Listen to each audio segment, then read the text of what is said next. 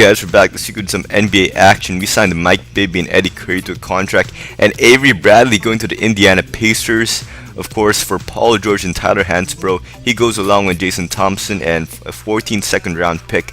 And the thing here is, even though we lost Jason Thompson and Avery Bradley, I love Avery Bradley as a player, and Jason Thompson's a utility power forward who I really wish we could have used going forward to replace Kevin Garnett as a center and a power forward. You know, he's a utility kind of guy, but Paul George is a game changer, he's a difference maker on both ends of the floor. His height can defend any position, even center. Hey, he's 6'10".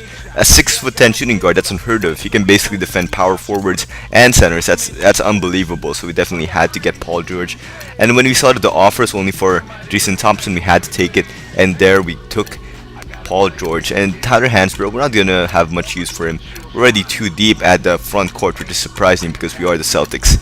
So we go ahead and trade him for Nick Collison, who's not gonna see the light of day. But we do get a first round pick from the Thunder for the 2013 draft, which the drafts are very useful in this game, so hopefully we can get somebody good there.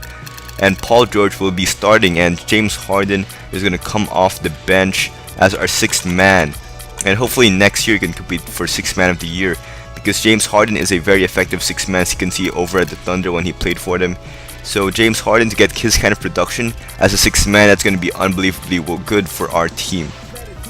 Right now I'm quite pissed off because it's the second time I recorded this video, simply because my damn Logitech mouse didn't work the first time around.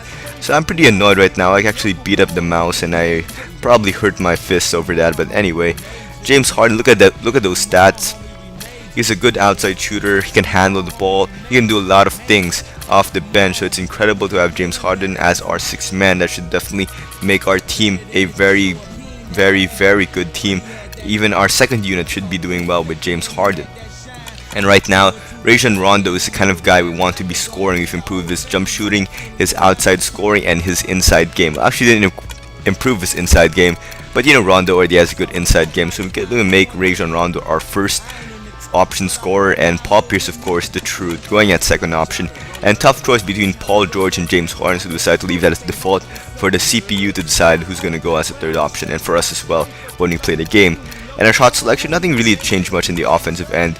We're more of a very complete team. We can go inside, outside, everywhere really. So that's how strong this team is right now and how deep we are. So, and defense, you want to keep it balanced because, you know, Doc's already making it a transition defense team, so we don't really want to set it there. It's already set in Doc anyway. So for defensive pressure, we have to pressure the ball. It's very important because you don't want them getting any stops, especially with Avery out.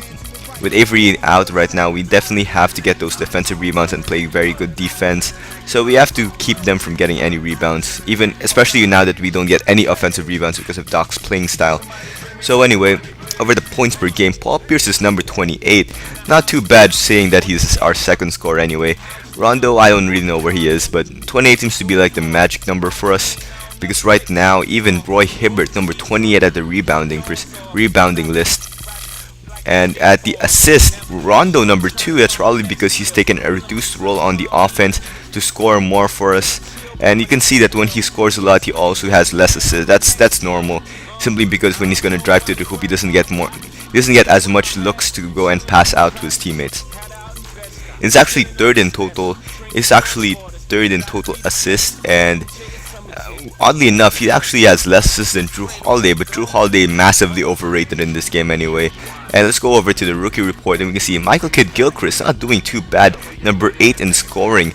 And that's saying a lot because Michael Kidd-Gilchrist is on a very deep team. He's a second string small forward on a team that is very deep on every position. So saying that, that's pretty impressive for a rookie. And look at these other guys. These other guys are the first option on their teams. Lillard, first option on his team, and Davis, second option on his team. Bradley Beal, second option on his team. Harrison Barnes, second option on his team as well. So that's very impressive for us.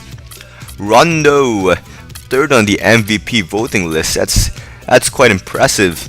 Now saying that Rajon Rondo of the Celtics is in third and MVP list, in real life probably won't get that close this season, especially now that he's out. And even if he didn't go out, he probably wouldn't have gone that close anyway.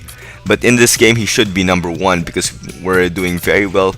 And really, if you think about it, who else is he gonna find to score for him? Unlike the Heat or unlike the Thunder, we don't have a guy to take over. We don't have two guys to take over the game aside from Paul Pierce, of course. But you know, over the Heat they have Dwayne Wade, Chris Bosh.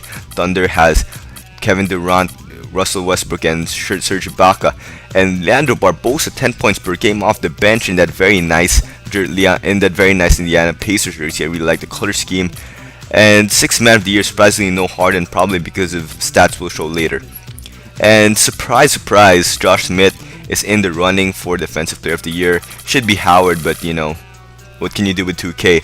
And of course, there we go with Leandro Barbosa, 12 games started, and Harden with 38 games started. So that probably means he can't qualify for 6th man of the year. And hopefully next year he'll be 6th man of the year, and hopefully we can keep this team together. Nobody's really expiring contract, but next year is going to be very interesting now that we have a lot of free agents. And we definitely up Paul George's handle outside and a little bit of something else. And Jared Bayless, of course, his outside shots lacking, so we definitely up that as well. And Hibbert as well.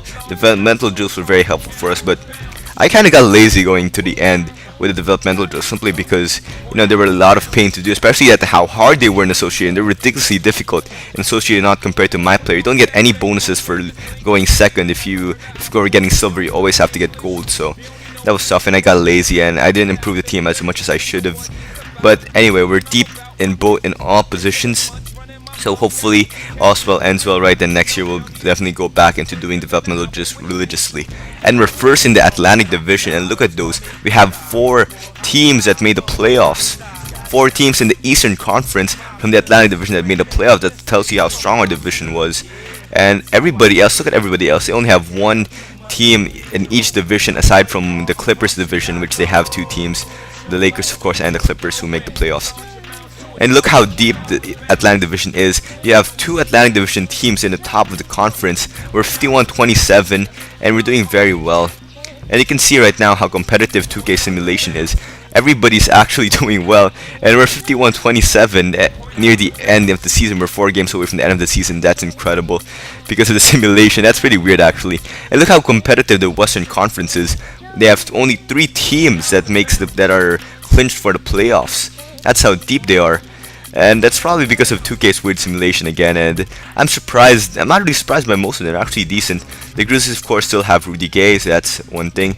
And Rockets don't have James Harden, so that's not very surprising. But aside from that, they're doing pretty well with the simulation-wise. Except for the Jazz. The Jazz should be a little bit higher up there compared to the simulation compared to real life anyway. Anyway, thank you guys for watching. Next game is up against Miami Heat with Paul George. Hopefully that should be a very interesting game. And hope you guys check out the other videos and watch next week as well. Check out the other videos and subscribe to this channel for more NBA 2K13. Hopefully see you guys in our next video. Thank you guys for watching. Bye.